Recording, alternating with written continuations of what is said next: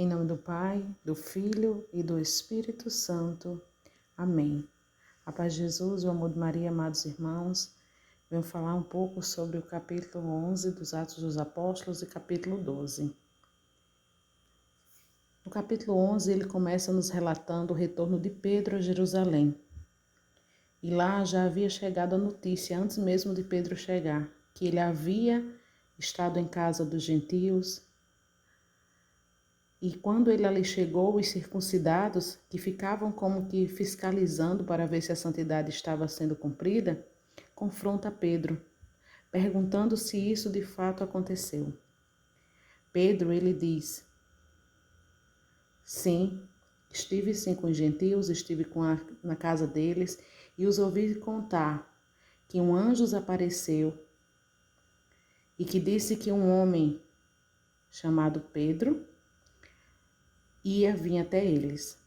Em seguida comecei a pregar e ao iniciar a falar, o Espírito Santo desceu sobre eles, assim como havia acontecido conosco. Com isso, aqueles que o acusavam pararam de acusar e começaram a louvar a Deus por ver que o Senhor abria a salvação não só para os judeus, mas também para os gentios. Nesse contexto, nós vemos Deus mostrando a Pedro que ele estava agindo, que era Deus que estava fazendo. E Pedro vem contando tudo o que aconteceu para que os irmãos também acreditassem. Isso é ser igreja. Pedro, ele foi anunciando, ele foi explicando, ele foi mostrando, ele foi esclarecendo. Ele não cansou de ensinar, de mostrar, de pregar novamente, para que a verdade e o evangelho chegassem a todos os lugares. Continuando esse capítulo, nós vimos a figura de Barnabé. Barnabé que é enviado pelos apóstolos até Antioquia para ver como estava a igreja de lá. Barnabé chegando, o qual Lucas nos mostra nesse capítulo, Barnabé como um homem cheio do Espírito Santo, que tem visão, que motiva aquele povo de Antioquia a permanecer firme no Senhor. E Barnabé chegando lá fez essa motivação e viu que tinha muito trabalho e que ele sozinho não daria conta. Então ele parte para a cidade de Tarso em busca de Saulo. Sim, Saulo. Aquele homem que por muitos ainda não era acreditado, que por muitos ainda causava dúvida, mas Barnabé viu em Paulo que ele tinha um grande potencial. E lá na cidade de Antioquia eles ficaram juntos trabalhando por 1 ano.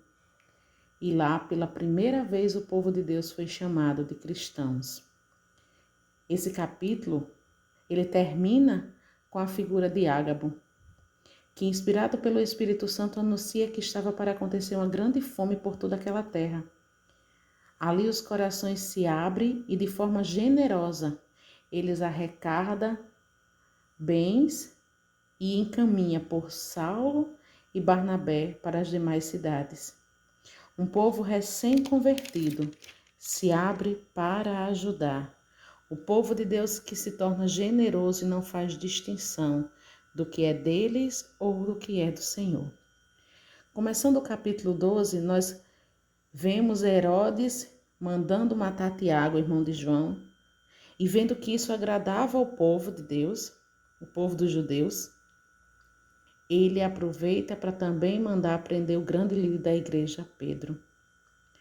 Pedro é preso e colocado, podemos dizer, em um grande presídio de força máxima. Ele ali, colocado para ser julgado depois da festa da Páscoa, ele se mantinha ali preso, com corrente em suas mãos, colocado entre soldados, mas a igreja de Deus permanecia em oração, continuamente a Deus por ele. E um dia antes de Pedro ser levado ao tribunal, eis que aparece o anjo de Deus e lhe dá a ordem: Pedro, acorda, levanta-se depressa. As correntes caem das suas mãos e o anjo continua: veste tua capa e vem comigo. Pedro obedeceu e o acompanhou, pensando não ser realidade e sim apenas uma visão. Mas sai caminhando. Passam pelo primeiro, pelo segundo portão e saem em direção à rua, a qual daria com a casa onde os apóstolos estavam escondidos, e os discípulos oravam por Pedro. à casa de Maria, mãe de João Marcos. Pedro chega lá, bate a porta. Antes dele chegar à casa, irmãos, o anjo desaparece e assim os olhos de Pedro se abrem e ele percebe que não é uma visão e sim realidade. Chega na casa, bate o portão e uma criada daquela casa, uma serva daquela casa sai, reconhece a voz de Pedro e volta para dentro da casa muito feliz, não abre sequer o portão e vai dizer que Pedro chegou. Os apóstolos e discípulos que estavam ali não acreditavam. Mesmo eles ali pedindo um milagre, eles não acreditavam que tinha acontecido. E ela insistiu que era verdade, insistiu que Deus tinha feito um milagre. E eu abro um parênteses aqui para dizer, muitas vezes é assim conosco. Muitas vezes nós oramos, nós pedimos um milagre, nós choramos, nós clamamos a Deus. E quando Deus coloca o nosso milagre, muitas vezes nós não percebemos. Mas o Senhor envia pessoas que acreditam para nos mostrar que o nosso milagre chegou. E Pedro insistentemente continua batendo e ele sai. Quando veem que é Pedro, grande foi a alegria daqueles apóstolos, daqueles discípulos. E Pedro pede que eles, em gestos, façam silêncio e contou tudo o que Deus havia realizado. Mas no dia seguinte disso, o rei Herodes ele estava irado. E ele manda chamar todos os soldados e faz uma grande investigação. E como nada descobriu e jamais ele ia acreditar que tinha sido um milagre, ele mandou que todos os soldados fossem executados. Herodes, furioso, parte da Judéia para Cesareia, aonde lá ele fica por muito tempo.